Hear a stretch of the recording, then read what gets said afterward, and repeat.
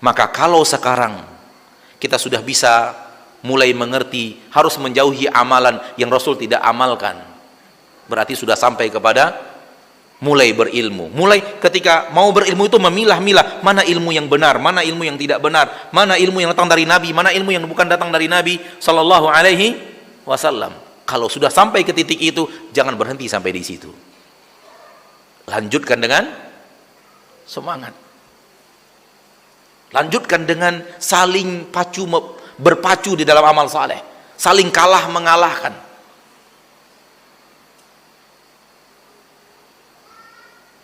Salah seorang ulama tabi'in, kalau tidak salah Muhammad ibn Sirin atau yang lainnya, mengatakan, kalau ada orang yang ingin mengalahkan kamu dalam agama, berusaha mengalahkan dia. Tapi kalau ada orang yang ingin mengalahkanmu dalam urusan dunia, campakkan itu di lehernya dia. Jangan peduli. Orang mau mengalahkan dalam urusan dunia, jangan peduli. Tapi kalau dia ingin mengalahkan kamu dalam urusan agama, kalahkan dia.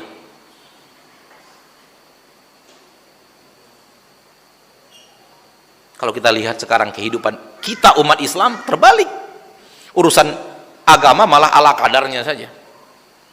Justru berlomba-lombanya dalam saling kalah mengalahkan dalam urusan dunia.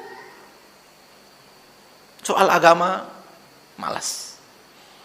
Tidak jarang mereka mengatakan yang penting masuk surga, walau hanya di emperannya.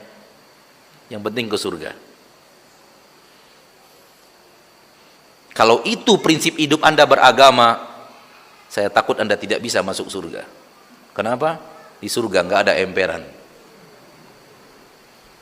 Nggak ada emperan di surga. Anda mau emperan surga? Nggak ada di surga emperan. Yang paling terakhir masuk ke dalam surga, kata Nabi SAW dalam hadis Muslim dan yang lainnya, yang paling terakhir masuk surga, kekayaannya di surga itu yang paling terakhir ini. Saya mengistilahkan lelaki paling miskin di surga Allah. Kalau istilah saya ini benar, alhamdulillah. Kalau tidak, saya bertaubat kepada Allah. Karena yang paling terakhir berarti dia yang paling minim dapat surga, dapat fasilitas di mana? Di surga. Paling kere di surga Allah berarti. Paling miskin di surga Allah. Yang paling terakhir keluar dari neraka, kata Nabi SAW, dan paling terakhir masuk ke dalam surga, kata Allah, aku berikan kepadamu seperti yang pernah ada di dunia dan 10 kali lebih banyak daripada itu. Pernah antum menghayal dunia ini beserta seluruh kenikmatannya milik Anda? Mustahil dong? Mustahil nggak? Mustahil, mana ada. Fir'aun aja kekayaannya tidak sebanyak itu. Korun saja kekayaannya tidak sebanyak itu.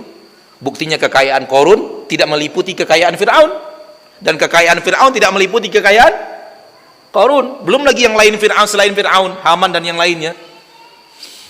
Nggak akan ada orang yang punya dunia beserta isinya. Namun yang paling miskin di surga Allah punya 10 kali lipat lebih banyak daripada dunia beserta isinya.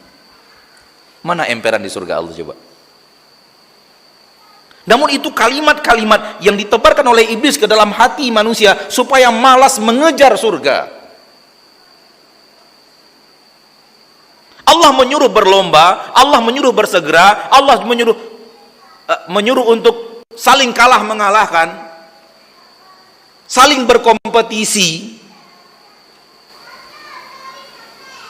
Iblis menyuruh santai saja. Yang penting kan ke surga. Walaupun dapat fasilitas paling rendah pun nggak apa-apa, yang penting surga.